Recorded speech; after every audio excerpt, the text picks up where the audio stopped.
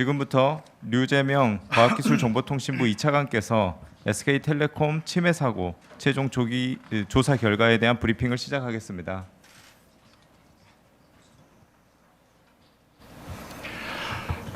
안녕하십니까. 과학기술정보통신부 2차관 유재명입니다.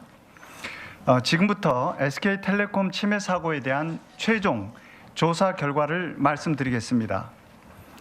정부는 이번 SK텔레콤 침해 사고가 많은 국민께 불편과 불안을 초래한 만큼 엄정하고 철저한 조사와 투명한 공개를 원칙으로 지난 2달간 민관 합동조사단을 운영하였습니다.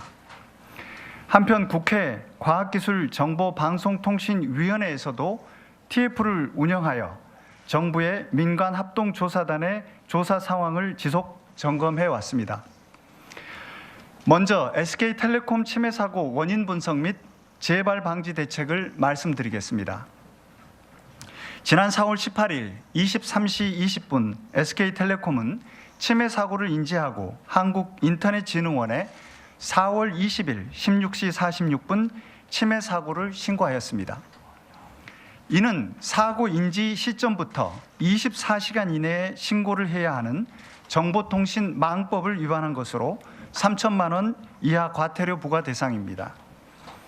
과기정통부는 SK텔레콤의 유심 정보 유출을 중대한 사이버 침해 사고로 판단하고 4월 23일 민관 합동조사단을 구성하여 피해 현황, 사고 원인 등을 조사하였습니다.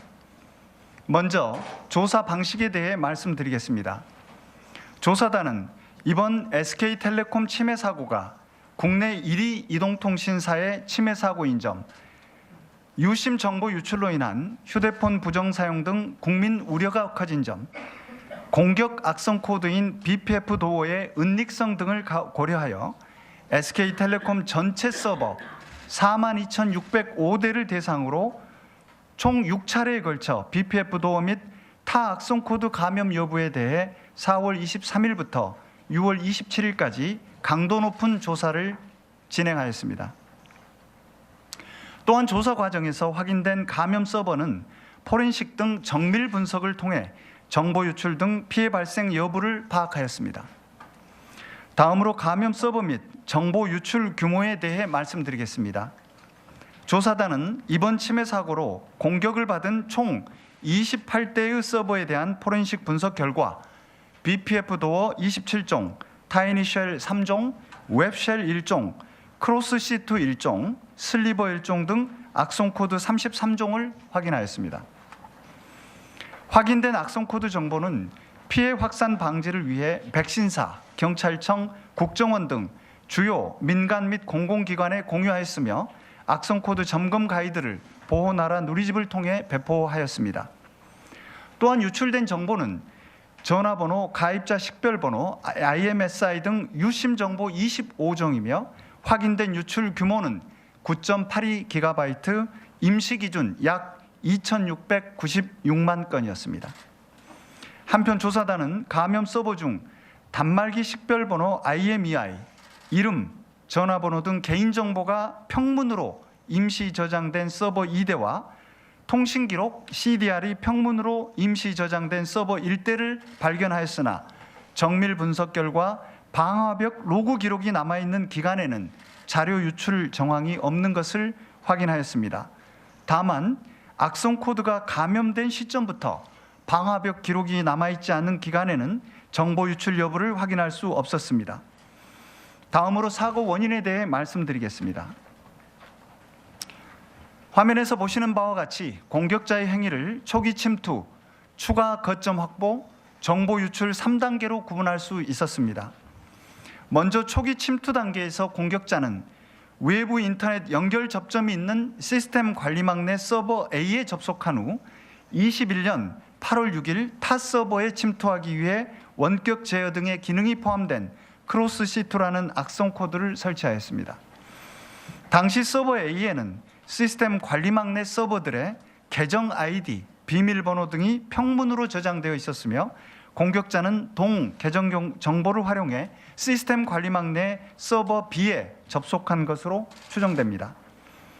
조사단은 추정의 근거로 서버 A에 평문으로 저장된 아이디, 비밀번호를 활용해 서버 B에 접속한 로그 기록은 남아있지 않으나 시스템 관리망 내 타 서버에 접속한 기록은 남아있어 서버 B에도 같은 방식으로 접속이 가능하다고 판단하였습니다.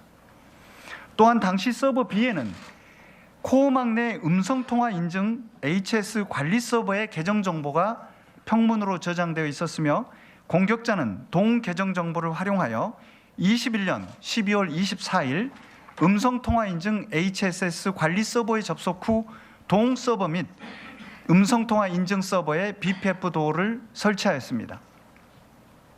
둘째, 추가 거점 확보 단계에서 공격자는 시스템 관리망을 통해 고객 관리망 내 서버에 접속한 것으로 추정되며 22년 6월 15일, 6월 22일에 웹쉘 BPF 도어를 설치하였습니다.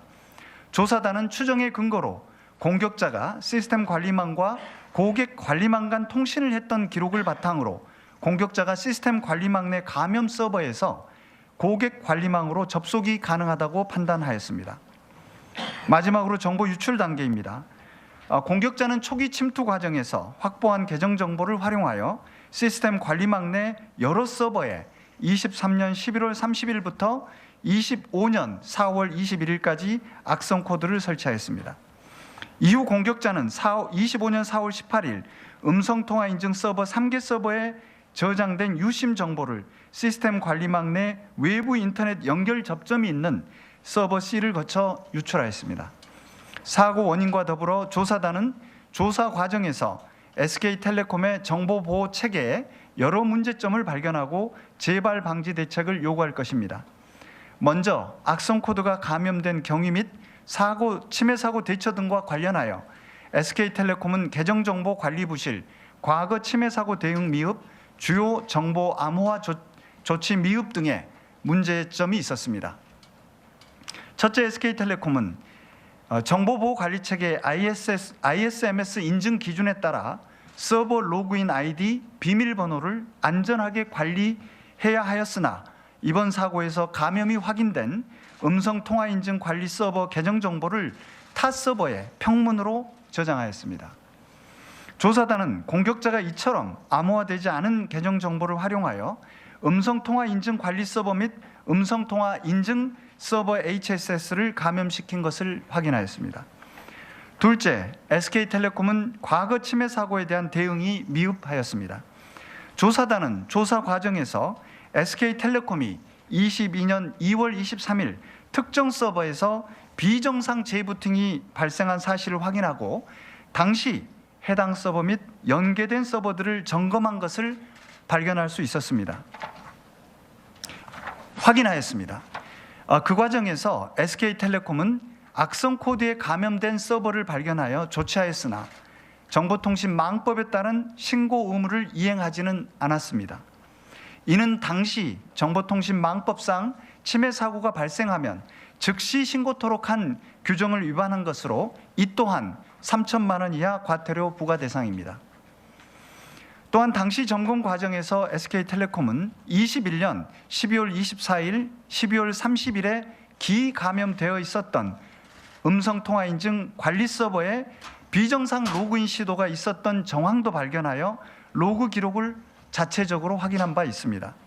그러나 해당 서버에 대한 로그 기록 6개 중 1개만 확인함으로써 공격자가 서버에 접속한 기록을 확인하지 못하였습니다.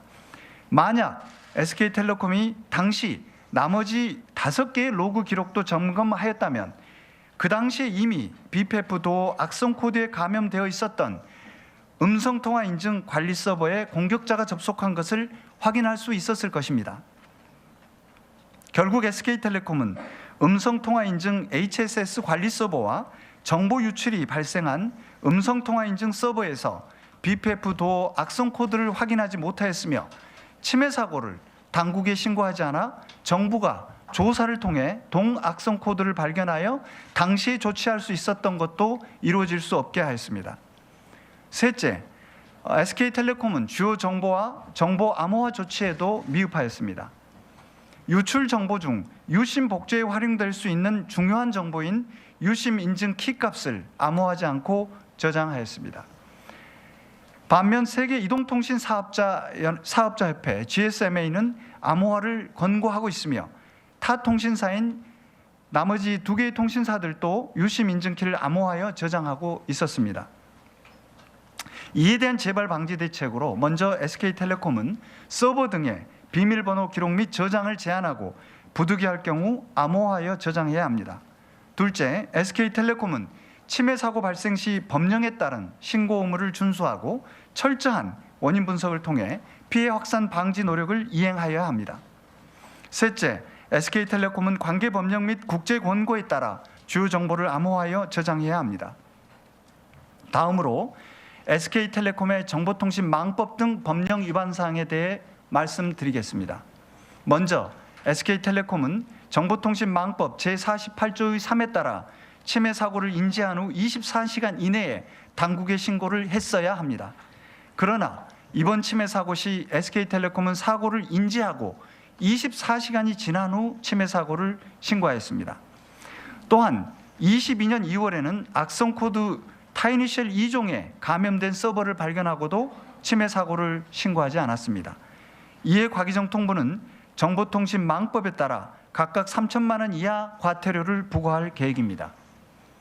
또한 과기정통부는 정보통신망법 제48조 4에 따라 사고 원인 분석을 위해 자료 보전 명령을 사업자에게 하였습니다.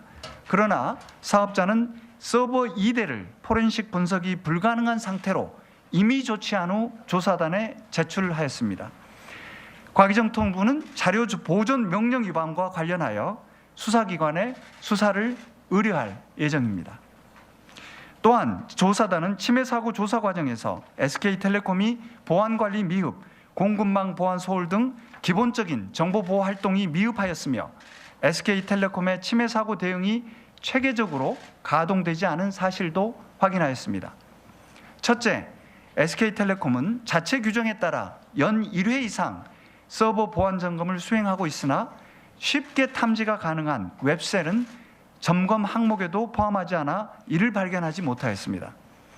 또한 사업자는 전화번호의 마스킹 규칙이 담긴 정보를 CDR이 임시 저장된 서버에 저장하는 등 마스킹된 정보의 보안 관리도 미흡하였습니다.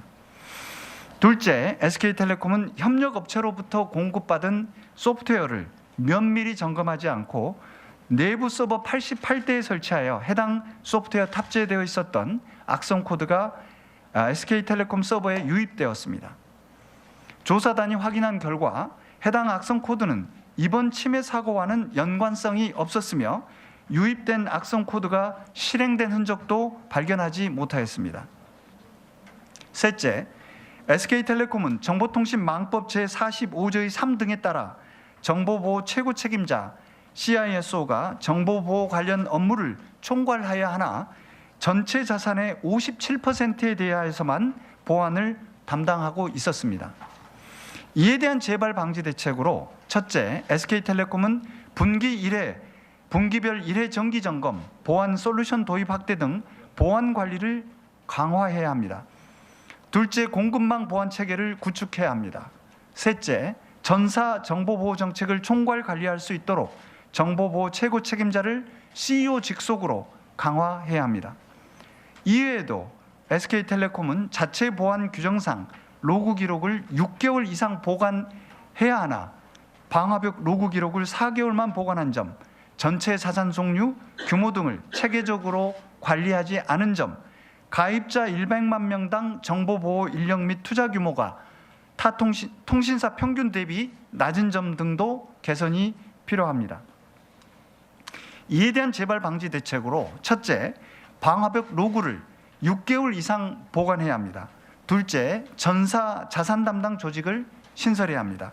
셋째, 타 통신사 이상의 수준으로 정보보호 인력 및 투자 규모를 확대해야 합니다.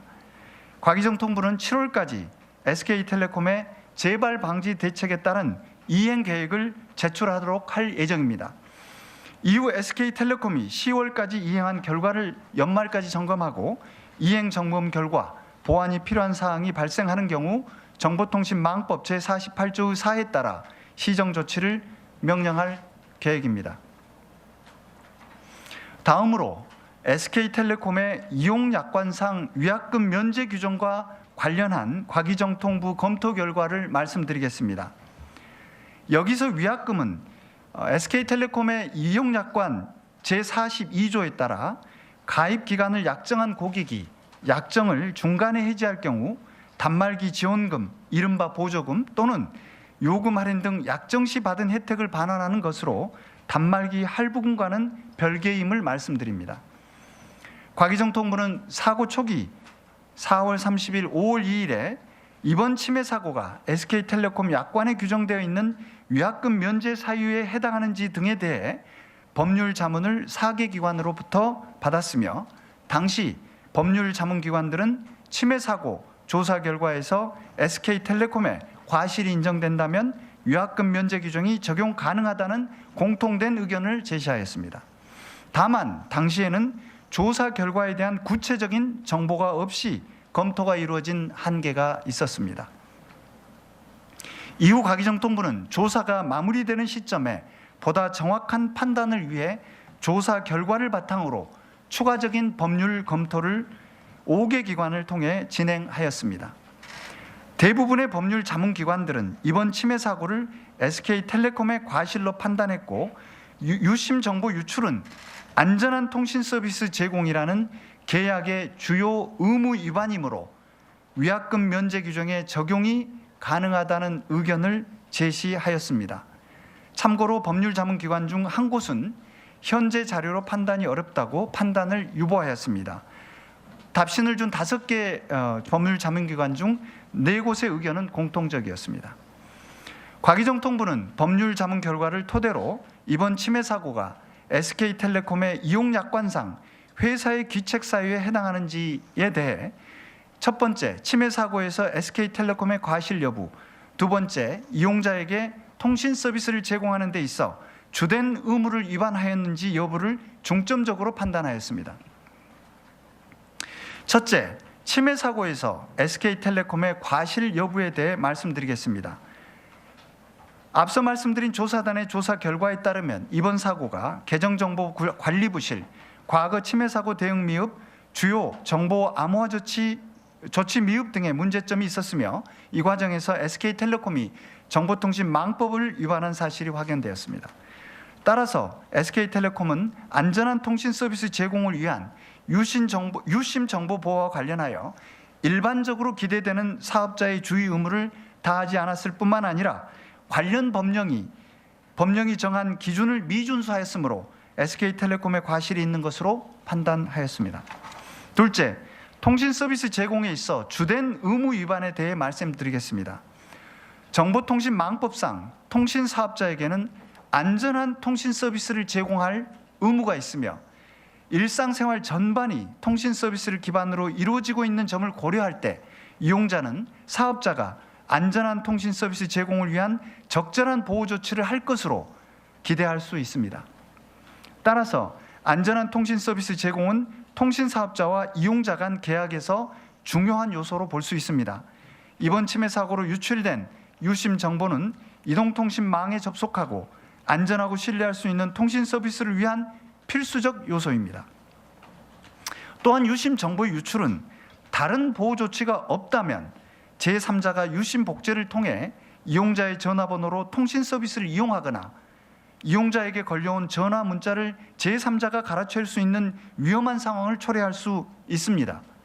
침해 사고 당시 SK텔레콤은 유심 보호 서비스와 부정사용 방지 시스템 FDS 1.0을 운영하고 있었으나 유심 보호 서비스에는 당시 약 5만 명만 가입한 상태였으며 부정사용 방지 시스템은 유심 정보 유출로 인한 모든 유심 복제로 인한 피해 가능성을 차단하는 데 한계가 있었던 상황이었습니다.